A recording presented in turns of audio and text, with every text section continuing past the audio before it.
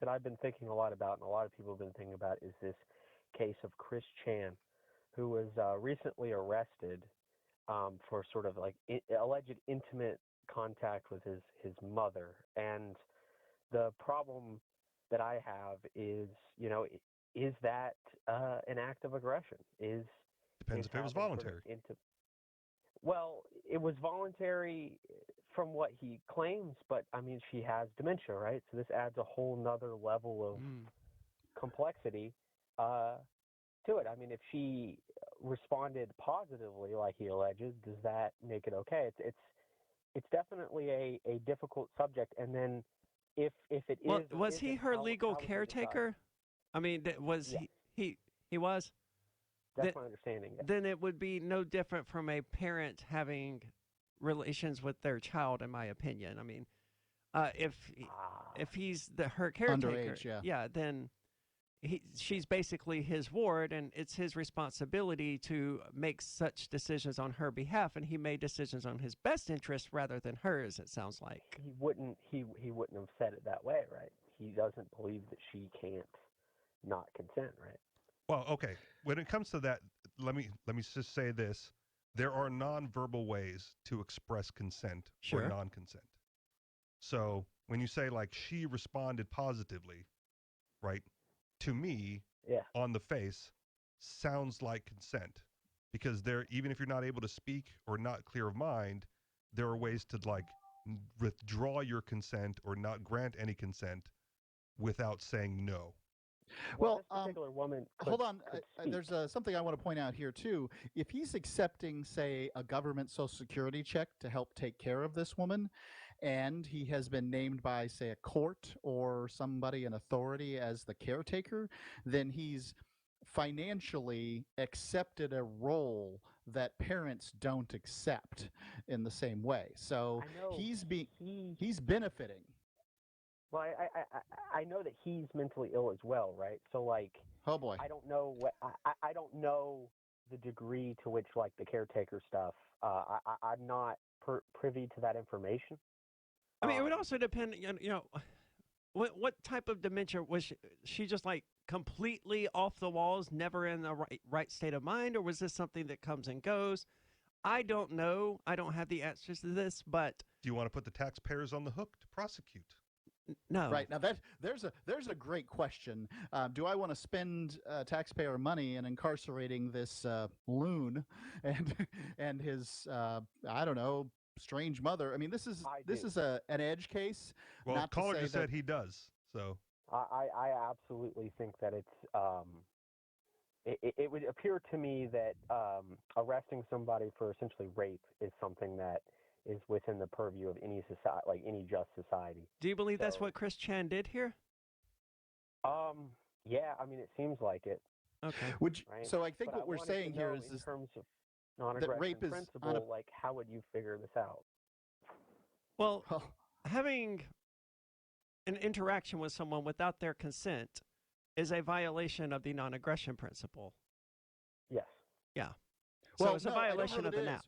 Wait a second. There was another case where a husband was having sex with his, demented wife, and the sister didn't like it that he was doing it, and the man was charged with the same thing. Now, I think when one enters into a marriage, that the status of consent changes from a presumed no to a presumed yes. So you can't just go into nursing homes and have sex with random people. But if you go into a nursing home and you close the door and you have sex with your wife, I presume that she has consented because she married you. But what about your mother?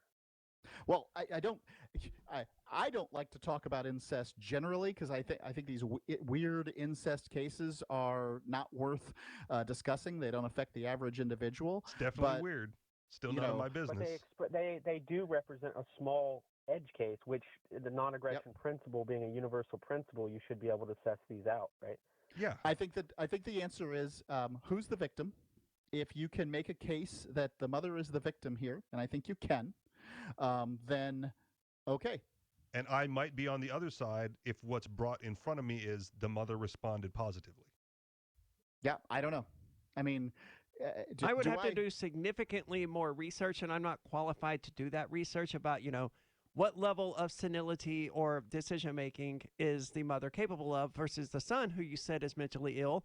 What level of decision-making is he capable of? You may not be qualified, but you would be qualified for a jury that would adjudicate the same thing. This is why I'm an advocate of jury nullification, by the way, because I'm not an expert on these things, and that's just above my ability to make a decision on, because I'm not an expert on any of those things. Well, anybody who wants more information on this subject, you can go to Kiwi Farms. They have it posted, but the website's probably slow because so many people are reading it. Okay. Well, thank you so much for the call tonight. To answer your general question, I think this falls within the purview of the non-aggression principle. It's just whether what has to be sussed out in court or in front of an arbitrator is whether there was an actual act of aggression. Yeah, I mean, that's exactly it. If someone wants to have consensual sex with their mother and they're both consenting adults, I don't care. I find it a bit, it's weird, but it's also none of my business. But it's not my business. It is gross, but it's not my business. If someone wants to be gross, they can be as gross as they want. But on your own property, on your own time. It's worth pointing out that sexual contact with women having sex before menopause is more consequential than women having sex after menopause. It is unlikely that I'm presuming this woman was quite old if she's demented. The 70-year-old woman was not capable of getting pregnant, and if she's not capable of getting pregnant, then the consequences of this gross behavior are lower. Sure. I don't know if that justifies it in any way.